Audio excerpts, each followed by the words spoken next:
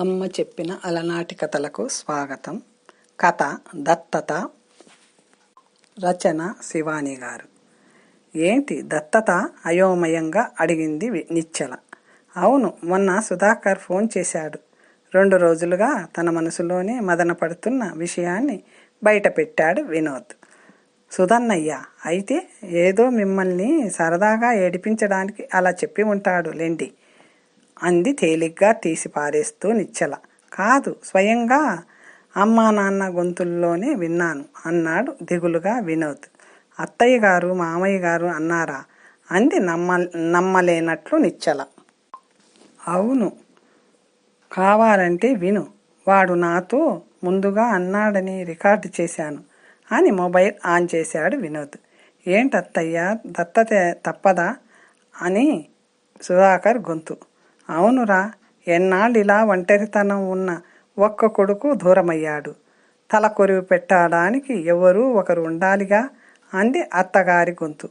అది వింటూ ఇంకా ఢీలా పడిపోయాడు వినోద్.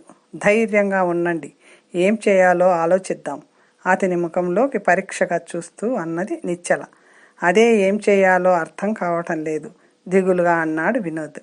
అమ్మా నాన్న ఎంత బాధపడుతున్నారో, ఇదిగో నాన్నగారేమన్నారో అది కూడా విను అంటూ మళ్ళీ మొబైల్ ఆన్ చేశాడు వినోద్. ఇంకోసారి ఆలోచించు మామయ్య, మళ్ళీ సుధాకర్ గొంతు. ఇంకా ఆలోచించేదేమీ లేదురా, ఆ నిర్ణయం మారదు. ముందు వెనుక ఎవరూ లేనివాడైతే ఎప్పటికీ దగ్గరే ఉండి ఆసరాగా ఉంటాడు, చాలా దృఢంగా వినిపించింది మామగారి గొంతు. అయితే కొంచెం సీరియస్గా ఆలోచించాల్సిందే. ఈరోజు లీవ్ తీసుకోండి, రిలాక్స్ అవుదురు కానీ అంది నిశ్చల. వినోద్ కూడా ఆఫీసుకు వెళ్లే మూడులో లేడు. ఆ రోజంతా వినోద్ని అంటి పెట్టుకునే ఉంది నిశ్చల. నిశ్చల బలవంతం మీద కాస్త తిన్నాడు వినోద్. రాత్రి పక్క మీద వాలాక గతమంతా కళ్ళ ముందు కదిలింది. నిజమే, అమ్మా నాన్నని వదిలేసి వచ్చి 6 ఏళ్ళయింది. ఇప్పటికీ 4-5 సార్లు వెళ్ళి ఉంటాడు ఇండియాకి. అమ్మా నాన్న ఒక్కసారి వచ్చి వెళ్ళారు. ఇంకా తనని లేనివాడి కింద జమకట్టి దత్తతకి నిర్ణయించుకున్నారన్నమాట. తనేమో పని బీజీలో డబ్బు మీద మోజుతో వాళ్ళని నిర్లక్ష్యం చేశాడు. ఎన్ని రోజులని భరించగలుగుతారు అనుకున్నాడు వినోద్. తను ఇంటర్ 2nd ఇయర్లో ఉండగా నాన్నది సెంట్రల్ గవర్నమెంట్ ఉద్యోగం కావటంతో వేరే స్టేట్కి ట్రాన్స్ఫర్ అయింది. అందరూ తనని హాస్టల్లో ఉంచమని నాన్నకి సలహా ఇచ్చారు. కానీ నాన్న హాస్టల్లో ఉంచి తన ఆరోగ్యం ఎక్కడ పాడవుతుందోనని ప్రమోషన్, ట్రాన్స్ఫర్ 2 వదులుకున్నారు. తనకి కాస్త తలనొప్పి అంటే అమ్మ ఎంత అల్లాడిపోయేది. అలాంటి వాళ్ళని వదిలేసి బాధ్యత మరిచి ఇక్కడ ఉన్నాడు. మొదట కంపెనీ పని మీద వచ్చిన తను తిరిగి వెళ్ళటం ఇష్టం లేక ఇక్కడే వేరే కంపెనీలో ఉద్యోగం సంపాదించుకున్నాడు. బాబు పుట్టి 2 ఏళ్ళయింది. కనీ పెంచి పెద్ద చేసి తల్లిదండ్రుల్ని మొదటిసారిగా అన్నం పెట్టిన కంపెనీని వదిలేసి ఏమి సాధించాడు? ఉద్యోగానికి హామీ లేదు. మారుతున్న రూల్స్ ప్రకారం ఏ క్షణంలో ఉద్యోగం ఊడుతుందోనని భయం, ఆందోళన. చివరికి అమ్మా నాన్న కూడా దూరమయ్యేట్టుగా ఉన్నారు. అలా ఆలోచిస్తూ ఎప్పుడో నిద్రలోకి జారుకున్నాడు వినోద్. అప్పటిదాకా వెయిట్ చేసిన నిశ్చల వినోద్ నిద్రపోయాడని నిర్ధారించుకున్నాక సెల్ ఫోన్ తీసుకొని బయటికి నడిచింది. సుధాకర్కి ఫోన్ చేసింది. నిశ్చల, ఏంటమ్మా కండిషన్ అడిగాడు సుధాకర్. వర్కౌట్ అవుతుందన్న అట్లుందన్నయ్య. ఈరోజు ఆఫీస్కి వెళ్ళలేదు. ఇవాళంతా ఆయన పక్కనే ఉన్నాను. కాస్త భయం కూడా వేసింది అంది నిశ్చల. ఏం కాదులేమ్మా, జాగ్రత్త. ఎప్పటికప్పుడు ఇన్ఫర్మేషన్ ఇస్తూ ఉంటాను అన్నాడు సుధాకర్. అలాగే అన్నయ్య, తప్పకుండా ఉంటాను అని ఫోన్ కట్ చేసింది. మర్నాడు పొద్దున లేస్తూనే ఒక నిర్ణయానికి వచ్చాడు వినోద్. త్వరగా ఆఫీస్కి రెడీ అయిపోయాడు. పోనీ ఇవాళ కూడా రెస్ట్ తీసుకోవచ్చుగా అంది నిశ్చల. లేదు నిచ్చు, ఇవాళ వెళ్తాను. జాబ్కి రిజైన్ చేస్తున్నానని చెప్పేస్తాను అన్నాడు వినోద్. వాట్, జాబ్ వదిలేస్తావా అడిగింది నిశ్చల. అవును, అమ్మా నాన్నని వదులుకోలేను. వినోద్ గొంతు చాలా దృఢంగా ఉంది. పోనీ నేను కూడా రానా అడిగింది నిశ్చల. ఆమె కంగారు అర్థమైంది వినోద్కి. తనకి కూడా కొత్త మోరల్ సపోర్ట్ కావాలి అనుకుని సరే రా అన్నాడు. 5 నిమిషాల్లో ఇద్దరూ కలిసి బయలుదేరారు. ఆఫీస్కి వెళ్తూనే తమ టీం మేనేజర్ క్యాంబిన్లోకి వెళ్ళాడు వినోద్. అతన్ని చూస్తూనే కంగ్రాట్యులేషన్ వినోద్ అన్నాడు మేనేజర్ మనోహర్. ఎందుకు సార్? అయోమయంగా అడిగాడు వినోద్. అదేంటి, మెయిల్ చూసుకోలేదా? నీకు ప్రమోషన్ వచ్చింది, శాలరీ పెరుగుతుంది, బోలెడన్ని ఇన్సెంటివ్స్ వస్తాయి అన్నాడు మనోహర్. వినోద్ అతనితో పాటే లోపలకు వచ్చి నిశ్చల ఇద్దరు ఉలిక్కిపడ్డారు. ఇదేంటి, రిజైన్ చేద్దామని వస్తే ప్రమోషన్ అంటారేంటి అనుకున్నారు ఇద్దరు. ఒకళ్ళ ముఖం ఒకళ్ళు చూసుకున్నారు. ఒక్క నిమిషం మనసు కాస్త ఊగినా మళ్ళీ స్టడీగా అయిపోయాడు వినోద్. అతను ఏం చేస్తాడా అని ఆత్రంగా ఎదురు చూస్తుంది నిశ్చల. సారీ సార్, నేను కంటిన్యూ అవదలుచుకోవటం లేదు, ఇండియా వెళ్ళిపోదాం అనుకుంటున్నాను అని నిశ్చయంగా చెప్పాడు వినోద్. What happened Vinod? ఎందుకు ఇలాంటి నిర్ణయం తీసుకున్నావు అడిగారు మనోహర్. విషయం చెప్పాడు వినోద్. నన్ను కని పెంచి ఇంత వాణ్ణి చేసిన నా తల్లిదండ్రులు వాళ్ళ జీవితానికి ఆసరా కోసం దత్తతకి సిద్ధపడ్డారు. నాలాంటి వారికి ఇంతకన్నా వేరే శిక్ష ఉండదు సార్. వినోద్ గొంతులో సన్నగా వణుకు. 5 నిమిషాలు అక్కడ నిశ్శబ్దం. వెరీ గుడ్ వినోద్, మంచి నిర్ణయం తీసుకున్నావు. I appreciate you. 25 ఏళ్ల క్రితం నేను కూడా ఇలాంటి నిర్ణయం తీసుకుని ఉంటే నా జీవితం కూడా అమ్మా నాన్నలతో హాయిగా గడిచేది. మాది జాయింట్ ఫ్యామిలీ. నేను ఇక్కడికి వచ్చిన 2 ఏళ్లకి పెదనాన్నగారు పోయారు. ఆ తర్వాత అమ్మా నాన్న పెద్ద అందరూ ఒకళ్ళ తర్వాత ఒకళ్ళు వెళ్ళిపోయారు. ఎప్పటికప్పుడు ఏదో వర్క్ ఉద్యోగం నిలబెట్టుకోవాలనే తాపత్రయంలో పడి నా వాళ్ళు వెళ్ళిపోతున్నారన్న విషయాన్ని విస్మరించాను. అనాథల్లాగా ఊళ్ళో వాళ్ళ చేతుల్లో కడతేరాసి వచ్చింది. నాలాగా ఇలా బాధపడుతున్న వాళ్ళు ఎందరో వెళ్ళలేక ఉండలేక సతమతమైపోతున్నారు. బయటపడడానికి ఇగో అడ్డొస్తుంది. అప్పుడు వెళ్ళలేకపోయాను, ఇప్పుడు వెళ్ళినా ఎవరూ లేరు అంటూ ఎమోషన్ అయి కుర్చీలో కూలబడ్డాడు మనోహర్. వినోద్ కంగారు పడ్డాడు. సార్ సార్ అంటూ అతని 2 భుజాల మీద చేతులు వేశాడు. 50 ఏళ్లు దాటిన మనిషి అలా బాధపడుతుంటే చూడలేకపోయాడు. కాసేపటికి తేరుకున్నాడు మనోహర్. Thank you sir.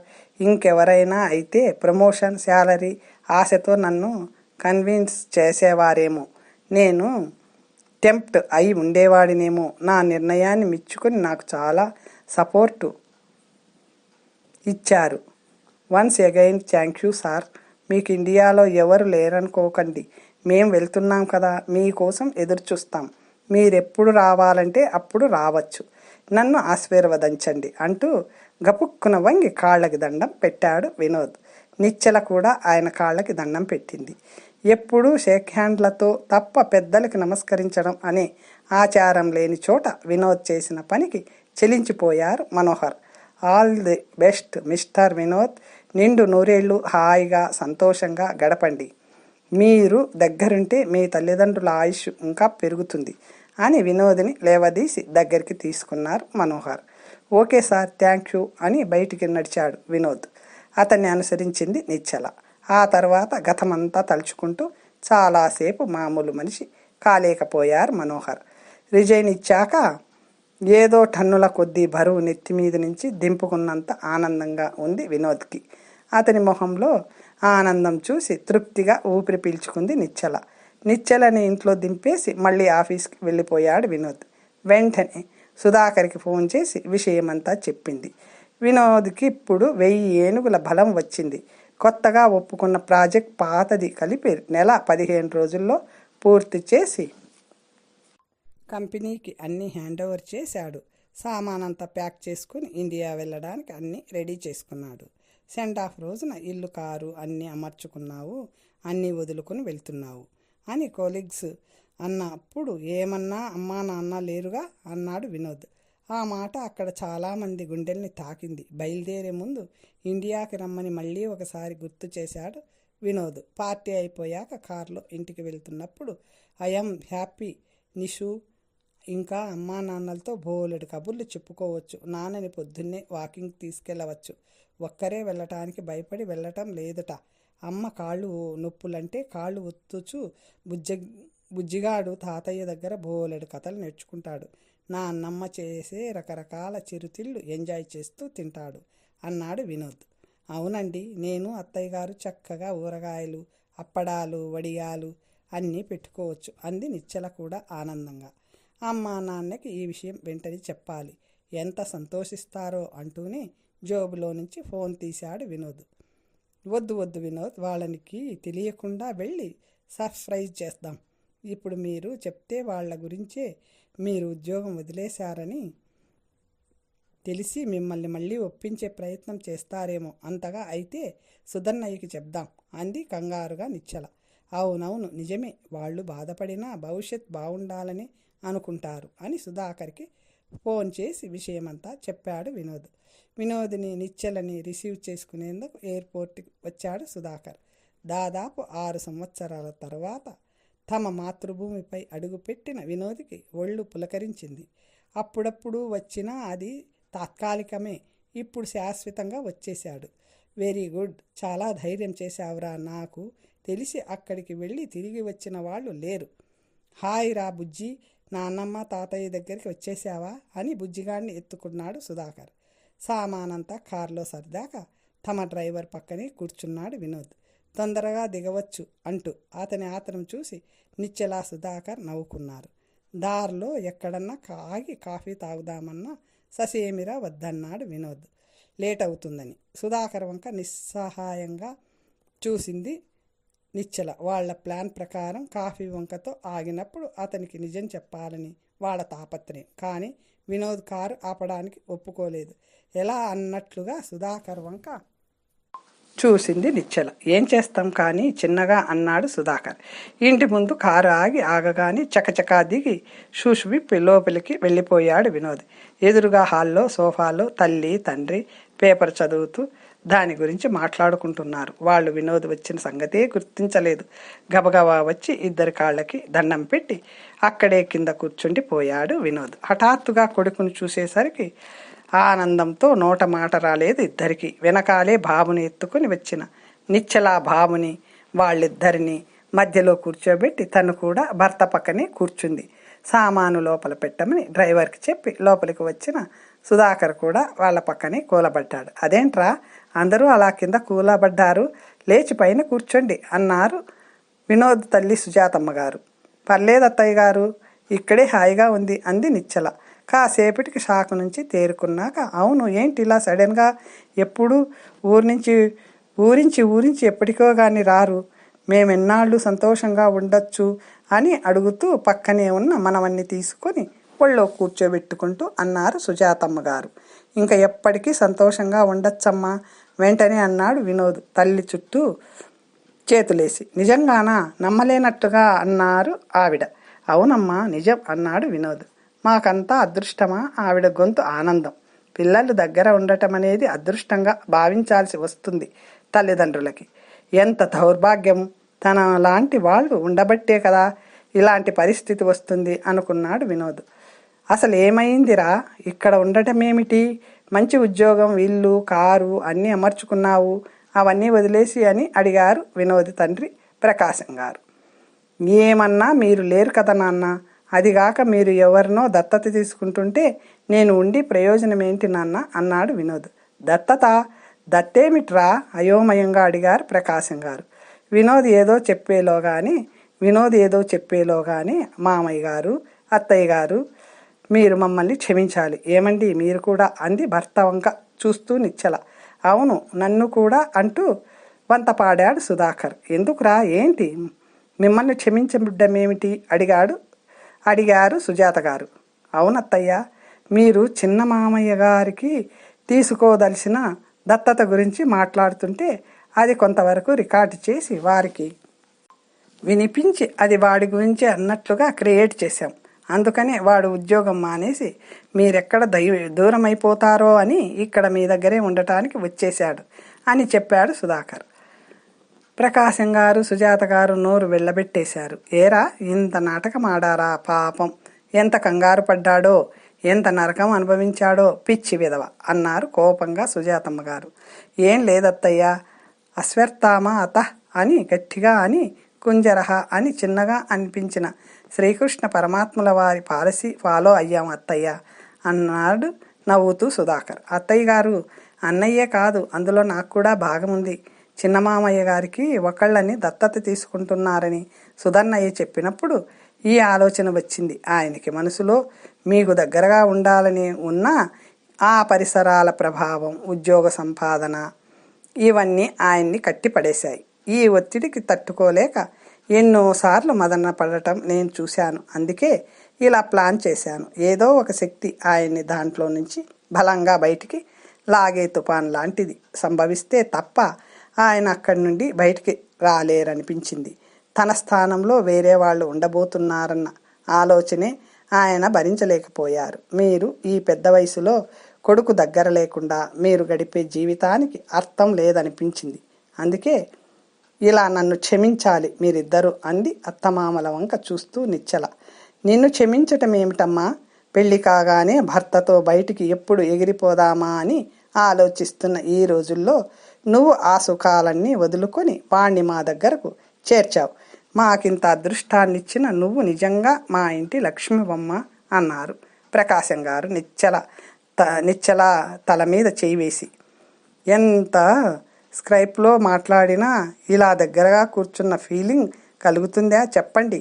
ఎంత డబ్బు సంపాదించినా ఇలాంటి అనుభూతులు కొనగలమా అంది నిశ్చల. తను చెప్పింది నిజం నాన్న. నా అదృష్టం కొద్దీ వీళ్ళిద్దరి వల్ల తొందరగానే మనమంతా కలిశాం. అవును, ఇంతకీ ఈ దత్తత ఏంటి నాన్న అని అడిగాడు వినోద్. అదేరా, చిన్నబాబాయి కొడుకు గిరి నువ్వు వెళ్ళిన ఏడాదికే యాక్సిడెంట్లో పోయాడుగా. బాధతో ఆగారు ప్రకాశం గారు. అప్పుడు తాను రాలేకపోయిన విషయం గుర్తొచ్చి సిగ్గుపడ్డాడు వినోద్. ప్రకాశం గారికి 2 తమ్ముళ్ళు, 1 చెల్లెలు. పెద్ద తమ్ముడు కూతురికి చెల్లెలి కొడుకు సుధాకర్కి పెళ్లి చేశారు. చిన్న తమ్ముడికి ఒక్కడే కొడుకు గిరి. వాళ్ళలా ఒంటరిగా ఎంతకాలం ఉంటారు? గిరి చిన్ననాటి స్నేహితుడు శంకర్ తట్టుకోలేక చాలా బాధపడ్డాడు. చదువు కూడా మానేసి ఒంటరిగా ఉంటుంటే బాబాయే మళ్ళీ వాణ్ణి బలవంతాన కాలేజీకి పంపడం మొదలు పెట్టాడు. ఇప్పుడు శశాంక్కి బ్యాంకులో ఉద్యోగం వచ్చింది. వాడికి ముందు వెనక ఎవరూ లేరు. దత్తతకి అడిగితే సంతోషంగా ఒప్పుకున్నాడు. దత్తత అవగానే పెళ్లి కూడా చేసేస్తే వాళ్ళ సంసారం వాళ్ళకి ఏర్పడుతుంది. దీన్ని వీడు డైరెక్షన్ మార్చి ఇలా తిప్పాడన్నమాట అంటూ సుధాకర్ భుజం మీద చిన్నగా కొట్టారు ప్రకాశం గారు. పోన్లే నాన్న, వీడు చేసింది మంచికేగా, లేకపోతే నేను ఎప్పటికి వచ్చేవాణ్ణో, అసలు వచ్చేవాణ్ణో కాదో అంటుంటే గొంతు వణికింది వినోద్కి. ఇలాంటి తుఫాన్లు ఉప్పెనలు ఎన్ని వస్తే నాలాంటి వాళ్ళందరూ అక్కడి నుండి బయటపడతారు అంటూ సుధాకర్ వంక చూశాడు. బాబాయ్, ఎవరి తుఫాన్ సంగతి వాళ్ళు చూసుకుంటారులే, నన్ను వదిలేయండి అంటూ 2 చేతులు జోడించి భయంగా అంటున్న సుధాకర్ని చూసి అందరూ హాయిగా నవ్వేశారు. ఒరేయ్ సుధా, నువ్వు వెళ్ళి పంతులు గారితోటి దత్తత ముహూర్తం పెట్టించుకురా, ఇదయ్యాక పెళ్లి సంగతి చూడాలి అన్నారు సుజాతమ్మ గారు. అయితే తొందరలో ఇంట్లో 2 శుభకార్యాలు ఉన్నాయన్నమాట. అయితే చాలా పని ఉంది అంది ఉత్సాహంగా నిశ్చల. కథ సమాప్తం. ఇంకొక మంచి కథతో